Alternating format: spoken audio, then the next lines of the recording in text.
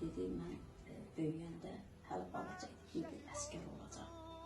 Əskər olacaq, Qarabağı mən alacaq. Mən erməniləri qıracaq. Belə deyirdi. Dedim ki, mən də qalxdım, dedim ki, sən hələ balacasan. O vaxtda nə Qarabağ, nə müharibə, nə, yəni sənin vaxtına heç nə qalmayacaq. Dedi, yox, mən alacaq. Dedi, həyatda heç çətinlikdən qorxmayan dedi. Çox mərd olan idi, çox igid idi. Sözünü deyən, yəni yerini bilən, çox sevimli, qayğı keşi olan idi. Əmrah mənim üçün fərqliydi, yəni ki, övlad hamısı eynidir, amma Əmrah fərqlidir. Sevdadıma təxrik edir ki, mən belə övlad böyütmüşəm, doğduğumda Əmrah təxrik etsin, yəni övladdır.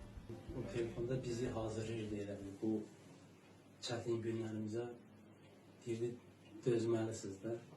Mən həmişə deyirdim, bəs sizdən gəl, sən bəs qabaqda toyun gözləyir, sənin xoş günlərin mənə bundan qabaqdır da.